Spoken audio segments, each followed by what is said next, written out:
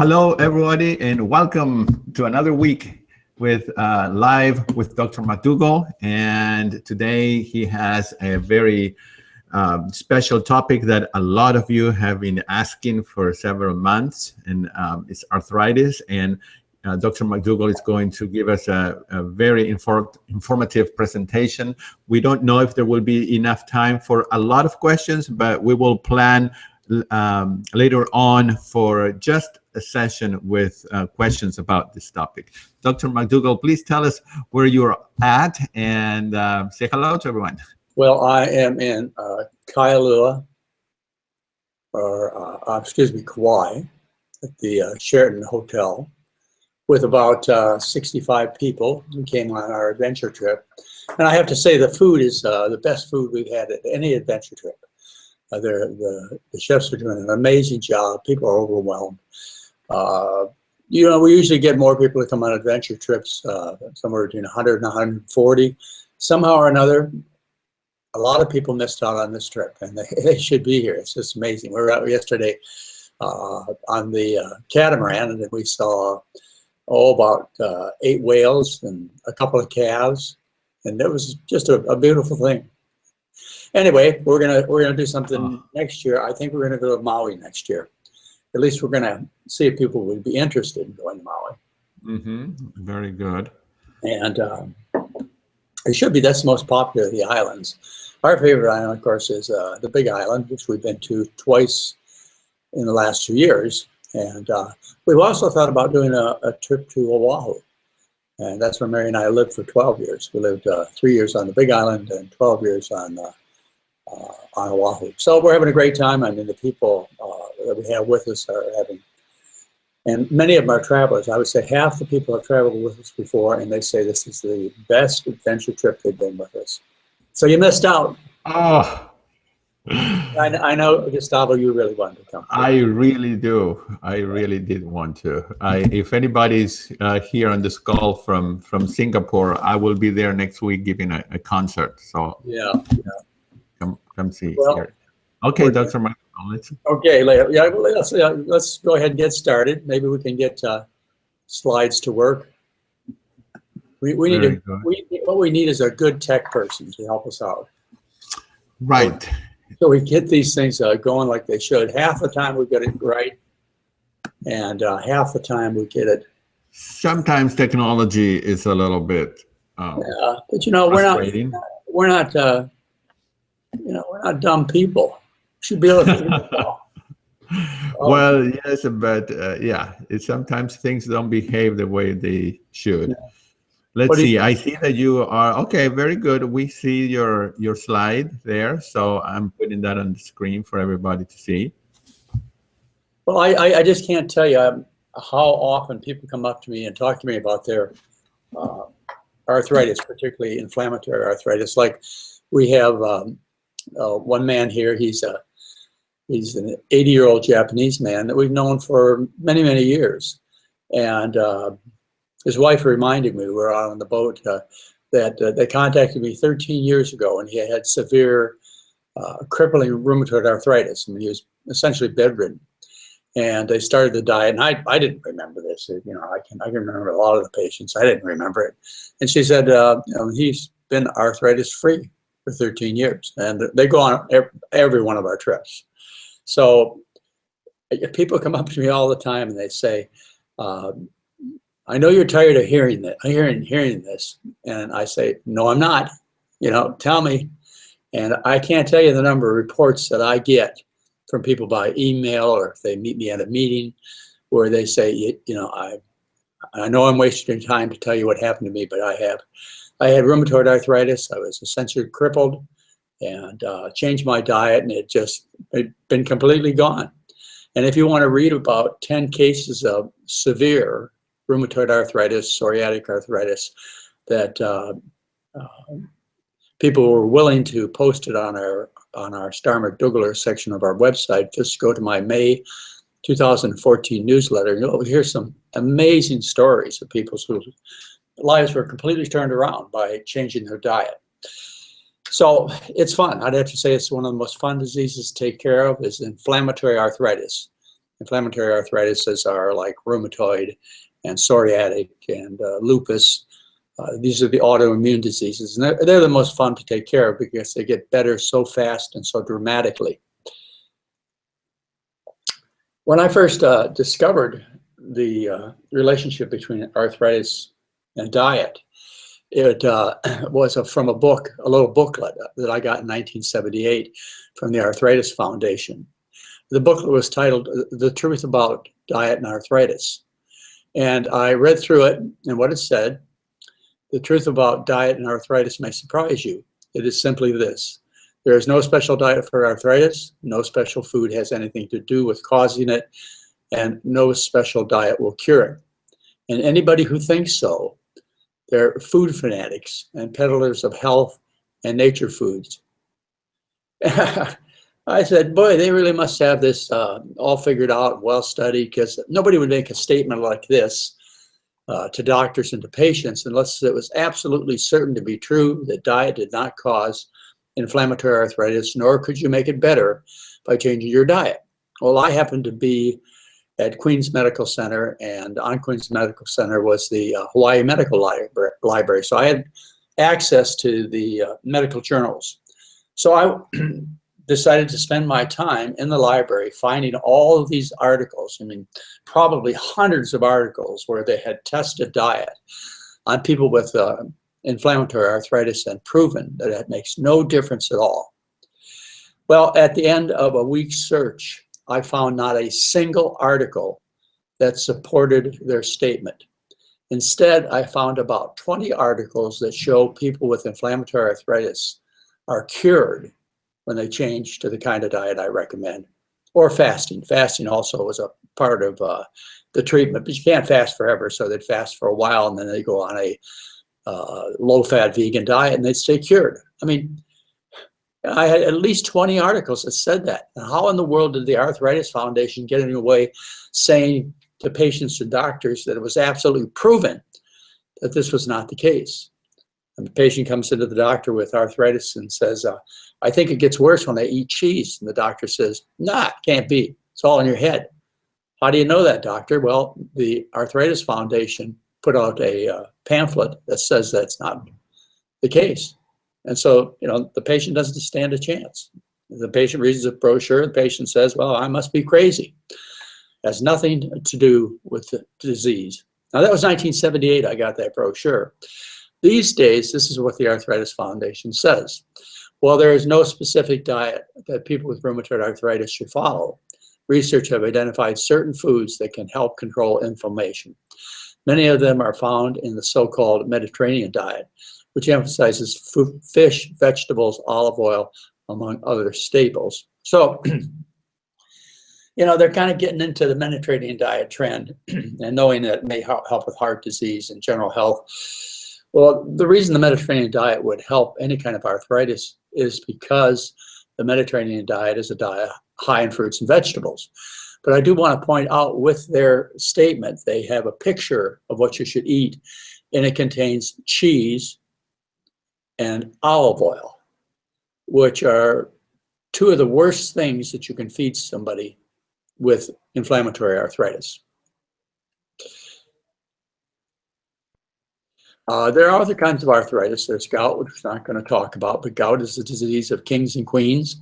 You get it from eating lots of meat, and what happens is purines, uric acid builds up in your joints and gives you these terrible deforming arthritis. And then there's what we call wear and tear arthritis, which is also called degenerative or osteoarthritis. And 70% of people age 65 have osteoarthritis in our country. But osteoarthritis is essentially unknown in places like Africa and Asia, where they work really hard. I mean, they toil in the fields, they carry baskets on their heads. And when I say essentially unknown, that was before 30 years ago. You know, in the last 30 years, people living in Asia and Africa and India and other parts of the world have changed to the Western diet. So this data comes from before, when people ate differently. And then there's the kind of arthritis that I want to talk to you about for just a few minutes. Inflammatory arthritis, we're talking about lupus, psoriatic arthritis, nonspecific arthritis, rheumatoid arthritis. Some researchers believe that rheumatoid arthritis did not exist anywhere in the world before 1800. And it is well documented that these forms of arthritis were once rare to non-existent in rural populations of Asia and Africa. But these are people who took great effort to look over the health of tens of thousands of people, and they couldn't find any rheumatoid arthritis. In fact, the first case of rheumatoid arthritis was identified in Africa in 1957. Now the African American who lives in the United States, they have the highest incidence of lupus of any subpopulation of people. So something's changed. Here's an article about South Africa, about rheumatic diseases, and it talks about the fact that they can't find any rheumatoid arthritis or ankylosing spondylitis in the entire population that they examined. A study from China, and again, this is more than 30 years ago. They could find almost no inflammatory arthritis among the Chinese people. But these days, they have the same incidence of these kinds of arthritis as do Americans because they've changed their diet. They eat as rich as Americans do. Now, as far as treating rheumatoid arthritis, one of the first studies that came out was a case report of a person who was eating the American diet and decided to change to a vegetarian diet, and especially to get the dairy out of the diet. And the person was cured, and they published that in the British Medical Journal. Early cases of dietary therapy using diets that were vegetarian, vegan, especially taking the dairy out, were published in 1983. This is one of the best studies. This is out of Lancet. This was a controlled trial of fasting and 1 year vegetarian diet in rheumatoid arthritis. Now, it was a juiced fast that they fed them for 1 week, and every one of the patients got dramatic relief of their arthritis. Every single one of them. And this is in the Lancet. This was published in one of the best medical journals in the world, the Lancet. And they got those kinds of results, and they followed up on these patients. And what they found is that those who adhered to the diet kept their rheumatoid arthritis away. This is a follow-up on that diet, a 2-year follow-up showing that those who stuck with the vegan, low-fat vegan diet did extremely well. We did a study back in 2002, we published it, on patients with rheumatoid arthritis. And we put them on our diet, and what we got was that 70% of them showed improvement in their symptoms. To get rheumatoid arthritis, what you have to do is you have to damage the gut, intestinal tract. You get a leaky gut. It becomes like a sieve. Substances, in particular proteins, pass from inside the gut into the bloodstream with no discrimination at all. They just passively go through. And as a result, you get foreign proteins in the blood that aren't supposed to be there. These foreign proteins get through the gut wall in normal people, but also they get through the gut wall in people who have celiac disease, which is less than 1% of the population. But people who have celiac disease have a high incidence of having multiple autoimmune diseases. What happens is the normal border of the intestinal tract, which you see there with all of the little mountain peaks there, wheat, barley, and rye are toxic to these villi. And what happens is they get knocked down, and the absorptive surface of the gut it becomes flat, and it also becomes leaky, and then more of these proteins can get in. So people with celiac disease are more likely to have thyroiditis or rheumatoid arthritis or lupus or other types of autoimmune diseases because they have that damaged gut. But you don't just have to have celiac disease to have a damaged gut. It's been shown that dietary fat is toxic to the intestine and causes an injury that leads to leaky gut. High cholesterol diets cause a leaky gut. And what I'll show you a little bit in a little bit of time is that people who go on a vegan diet, who add vegetable oils to their diet, their arthritis comes back. So vegetable oils are toxic to the gut also. Let's talk about molecular mimicry. What we're talking about here is mimicry, and mimicry means copy, and we're talking about copies of foreign proteins. They get into the body. These are food proteins. They get into the body, and the body makes antibodies. That's what you see here is a lymphocyte, and those little wild type things, those are antibodies.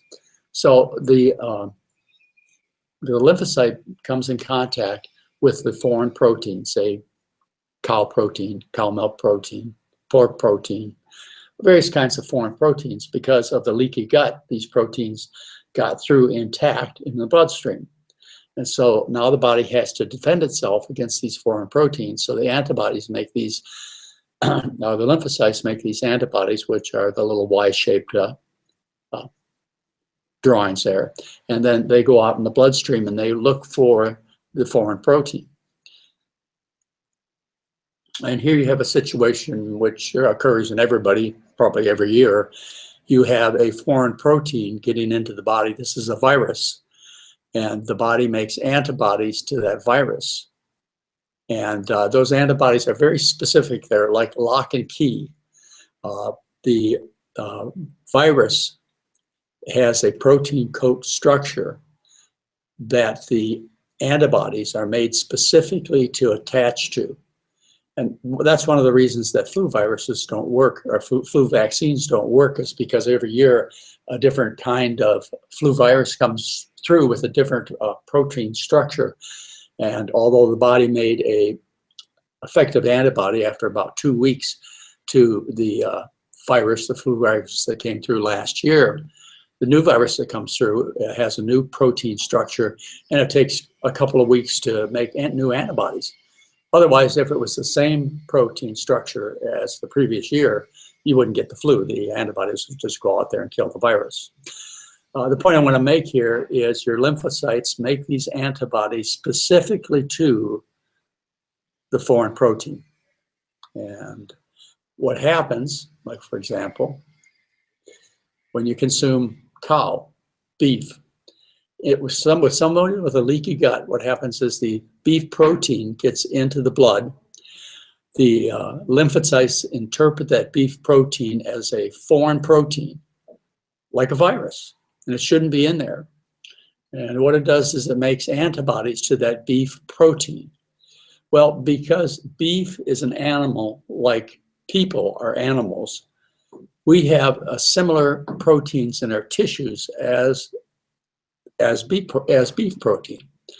And as a result, what happens, the lymphocytes make the antibodies, those Y-shaped structures. They go out to find the what we call antigen, or the sequence of proteins on the surface of the beef, and they attack that beef protein. But what else happens is they find similar proteins in our bodies, similar to the beef protein, and as a result, they make antibodies to our own tissues.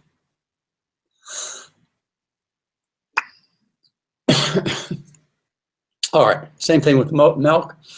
Here you have someone drinking milk. The milk protein, say the beta casein, gets through the gut wall because of a leaky gut. And once it gets inside, the body says this milk protein should not be in here. It could be a virus. I'm going to make antibodies, so it makes antibodies to the surface proteins.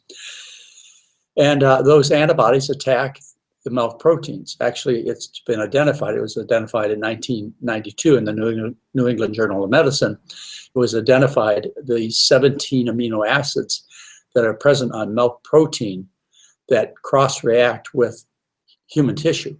In this case, joint tissue, causing rheumatoid, or actually causing, no, in this case, it was a reaction to pancreatic tissue causing type 1 diabetes. It was 17 amino acids that they found on the milk protein that were also present on the pancreas. And so the body is out there trying to defend itself, attacking the milk protein, but it also attacks our own tissues. Like in this case, the beta cells, or the insulin-producing cells that are in the pancreas. The antibodies are looking for the milk protein, the 17 amino acids on the milk protein that they're out after to attack, to kill that milk protein in the body. And in its process of looking around for those particular 17 amino acids, it finds those same 17 amino acids in the same structure in the pancreatic cells, and it attacks those cells and kills those cells. And as a result, you end up with type 1 diabetes. It takes about 3 to 5 years to kill, on average, to kill all the cells in the pancreas and to become a type 1 diabetic. You see the same thing in joint tissues. We've identified a cross-reaction between milk protein and the cartilage tissue in the joints. So you eat milk is common, a very common inducer of this kind of a reaction, molecular mimicry. And so you drink the milk goes through the intestine, the leaky gut. It's floating around in the body. The body makes antibodies against one segment of the milk that has a similar, and in fact exact, sequence of amino acids present on the cartilage tissue, and it attacks the cartilage tissue and it becomes inflamed. And then you have rheumatoid arthritis. This type of reaction goes along with all common autoimmune diseases. Now, I'm not trying to tell you that only food causes these diseases, but I believe that in most cases, food is the cause. It is the inciting agent that causes the body to make antibodies against something foreign. Like, for example, when people get alopecia, hair loss, well, the body makes antibodies to hair follicles. Foreign hair follicles, by the way. They'd be hair follicles, say, from a cow or a pig. And they cross-react and they attack the hair follicles. Crohn's disease, type 1 diabetes, juvenile rheumatoid arthritis, lupus, multiple sclerosis. In that case, we have very solid evidence that's what happens, is that we get a leaky gut, milk protein gets into the bloodstream, and then the body makes antibodies against a certain segment of that milk protein. And then what happens is, because of the diet people eat, which is full of fat, the blood-brain barrier is made incompetent. And now the antibodies that were made in the blood against cow's milk protein, they now can leak through the blood-brain barrier, and they go and attack the myelin sheaths. And as a result, you get multiple sclerosis. All kinds of things, polymyositis, pernicious anemia, psoriasis, relapsing polychondritis, whole list of them. You can go back and review them. Thyroid, people who have thyroid problems. You go to the doctor and ask, why did I lose my thyroid? Why am I hypothyroid? The doctor says you have autoimmune thyroiditis. Autoimmune thyroiditis, in other words, your body attacks your thyroid gland. Well, why does your body attack your thyroid gland? Well, this is just kind of a made-up thing that I think is true. I don't have any scientific evidence to this, but it makes sense. What happens is that people eat foreign thyroids, foreign thyroid glands. And the foreign thyroid gland goes into the bloodstream. The body makes antibodies to this foreign thyroid gland. And because our thyroid tissues are so similar to the foreign thyroid gland tissues, the antibodies attack our own thyroid glands and kills the thyroid glands. Now, how do people eat foreign thyroid glands? It's called hot dogs, sausage. You know, when you go to a slaughterhouse, they waste nothing. You know, they take the thyroid glands and the testicles and the spleen and the liver and the tendons and everything, and they grind it up and they flavor it and put it in a sausage. So people are constantly bombarded by these foreign tissues, and in this case, foreign thyroid gland tissues, and that's how I think you get hypothyroidism. And all doctors call it autoimmune thyroiditis, so they know it's an autoimmune disease. Anyways, there's vitiligo, where the reaction attacks the pigment cells of the skin, and so on. All kinds of autoimmune disease, and it's due to eating foreign tissues. But they can't be too foreign. They've got to be in the animal kingdom so that we can have copies of those foreign tissues in our tissues. In other words, if plant proteins got into your bloodstream and the body made antibodies to these plant proteins, because plant proteins are so different than animal proteins, you wouldn't have that cross-reactivity. You wouldn't have an antibody produced against some type of plant protein going out and finding that protein in your system, because you don't have it. Because the kingdoms between the animal and the vegetable kingdom are so great, you don't get the molecular mimicry that occurs. All right, so the foods you eat to cure inflammatory arthritis is the basic McDougall diet based on starch. I want to emphasize this again and again and again. I get this whole group of people here. We have 65 people here. And as I told you, over half of the people here have been friends of ours for a long time and traveled with us many, many times. Many have been to the 10-day program also, and I just get this message over and over and over again in so many different ways. And I gave a lecture last night about starch and losing weight. And a couple of people came up to me and they said, you know, I just didn't realize how much starch I was supposed to eat. You got to get this in your mind, the fact that you are a starch eater. The amount of starch you should be eating should be somewhere between 70 and 90% of your calories. Most of your food should be starch. You should have a little bit of non-starchy stuff like kale and broccoli and cauliflower. But most of your diet has to be starch. And once you get that, then you get control. Then you get satisfaction. And then you get the healing that you need. If you're eating a diet that's 90% green and yellow vegetables, you're starving to death. You know, these macronutrient or supernutrient diets that are based on those kinds of green and yellow foods, they don't make it. So you eat a starch-based diet, and then you can add some non-starchy vegetables. That's fine. They add color, flavor. They add some vitamin A and C, which is nice to have. And you can also eat some fruits. And that's the basic diet for curing these autoimmune diseases, including inflammatory arthritis. Now, I have to tell you, from my experience, and when you read my May 2014 newsletter, you'll see how I feel about it.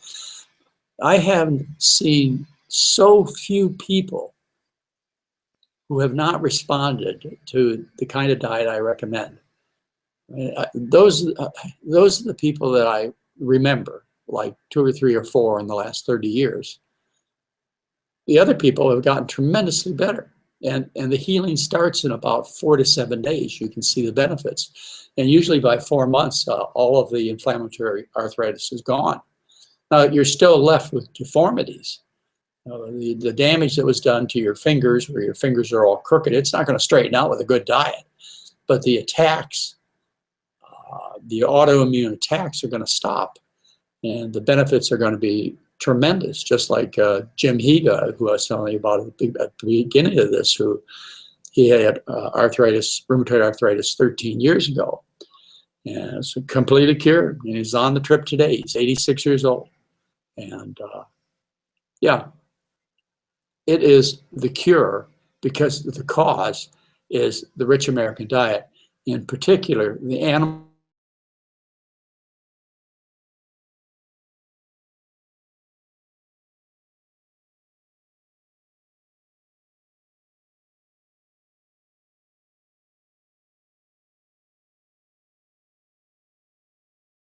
Nothing but water.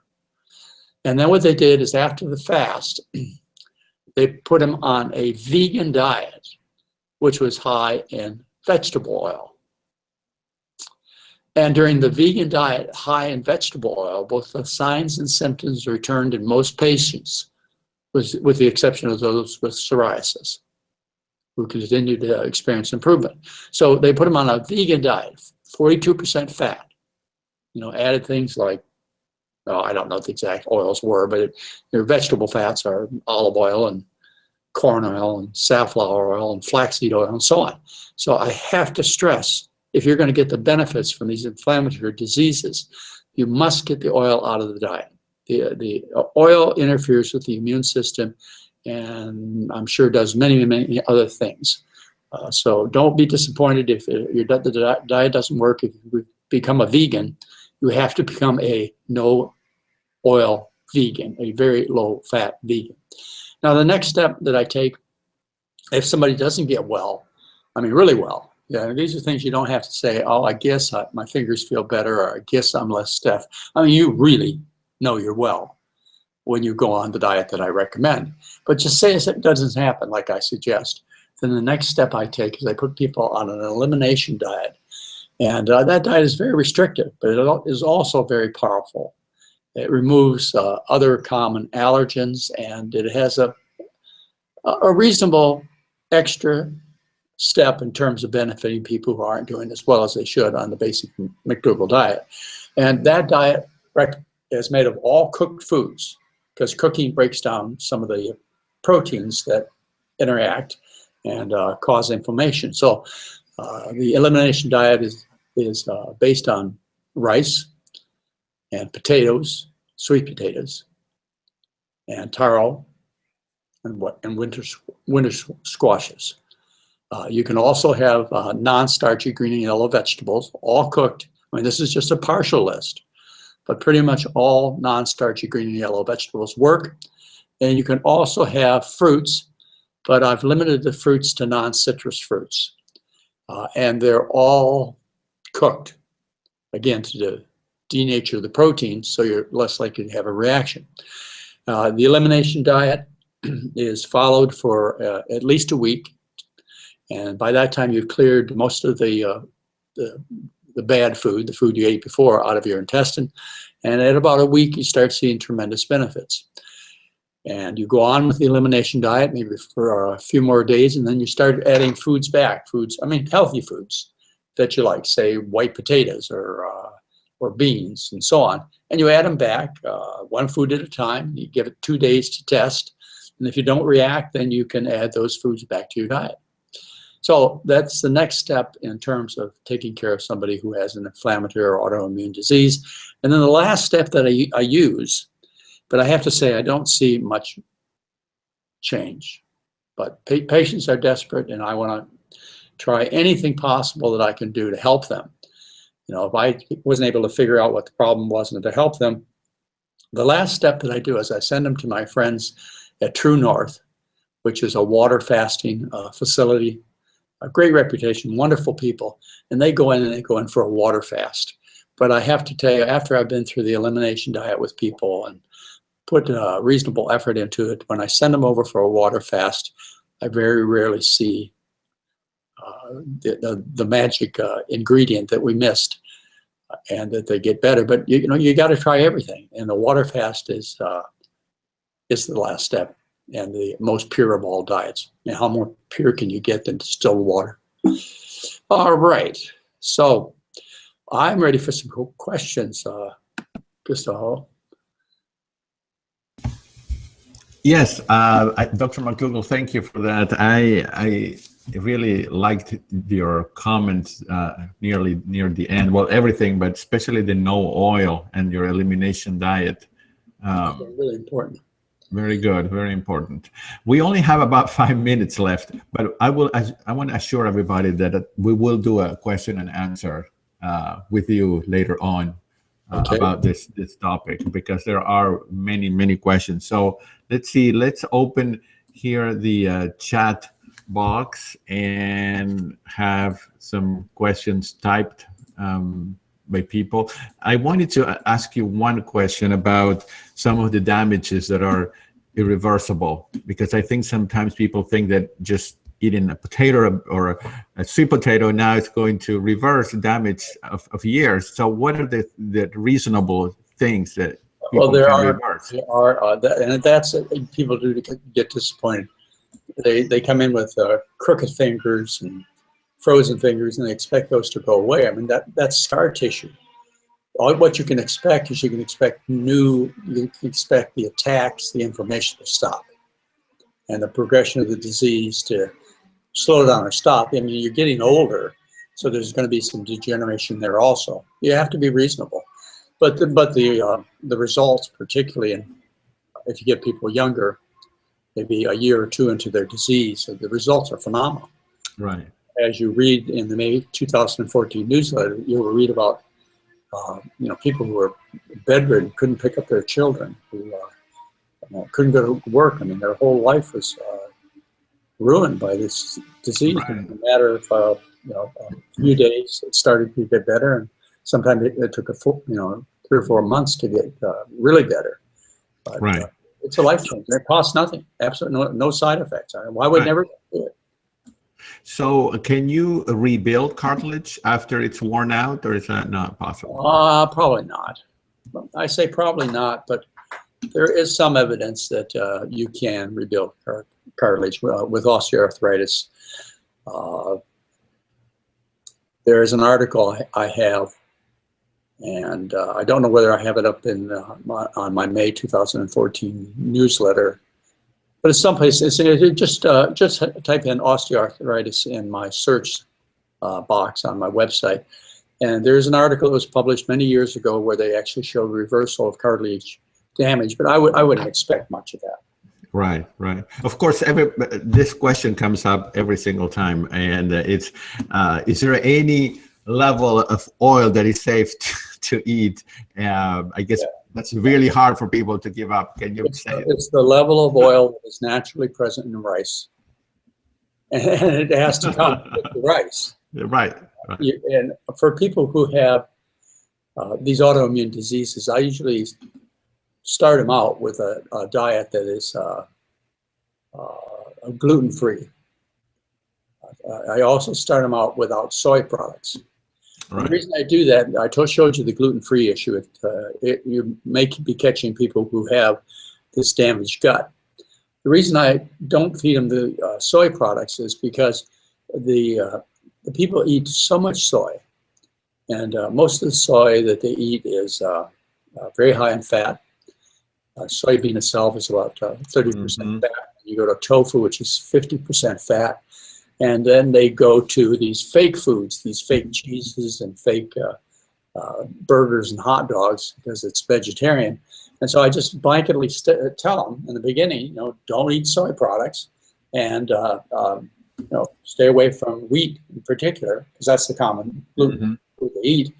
And that's the only limitations that I put on them when they first start the diet.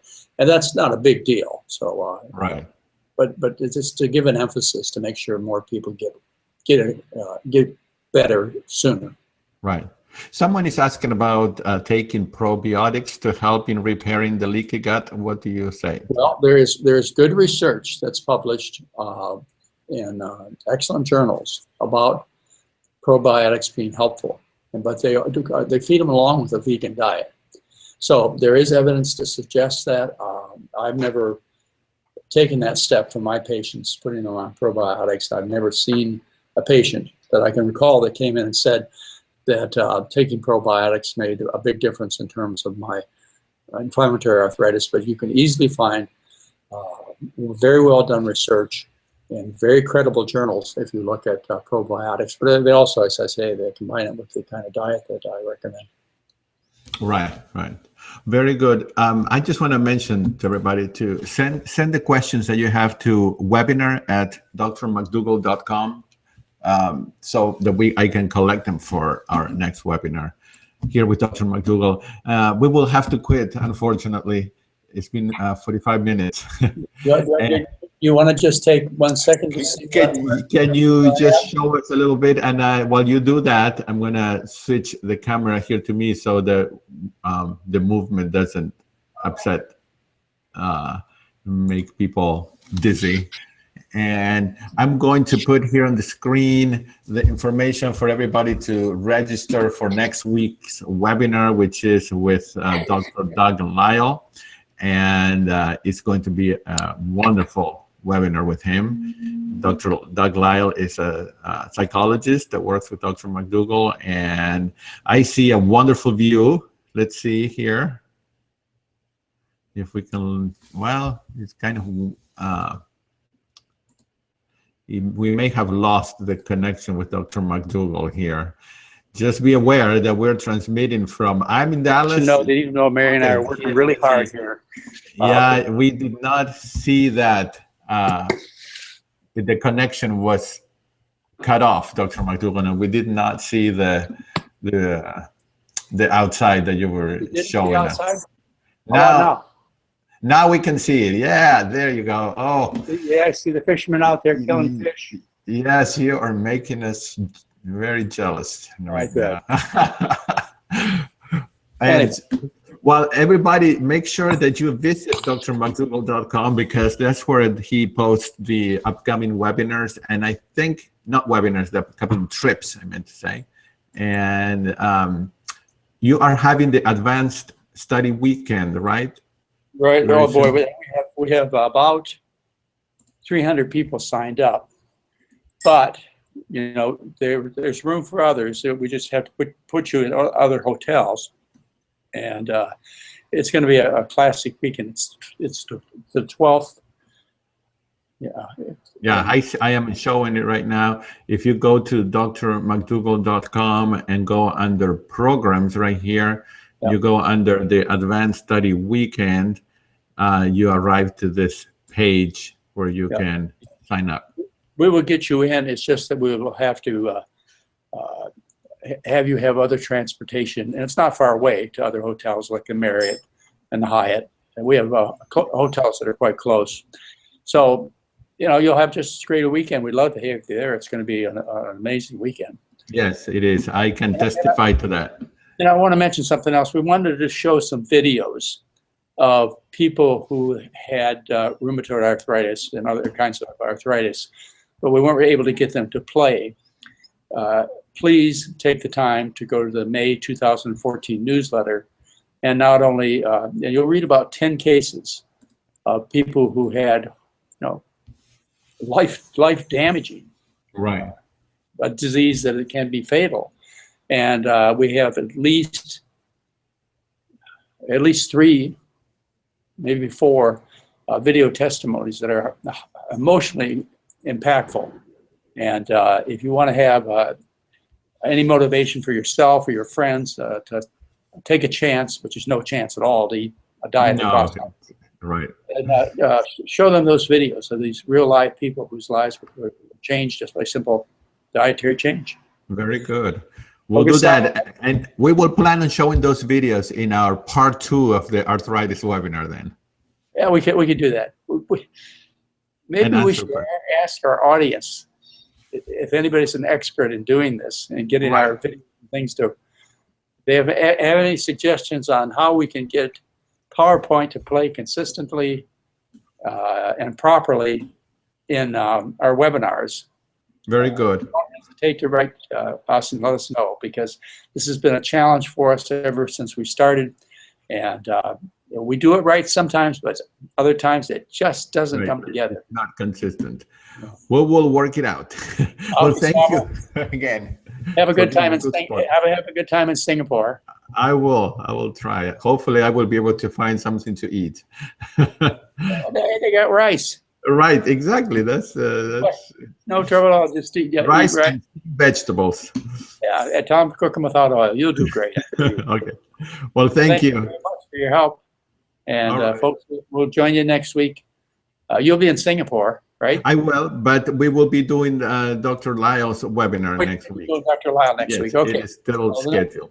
Next time I see you, it'll be 2 weeks from today. It'll be 2 weeks, and we'll be both back in our usual. I know. Yes. Right. Okay. Great Goodbye, time, everybody. Thank you.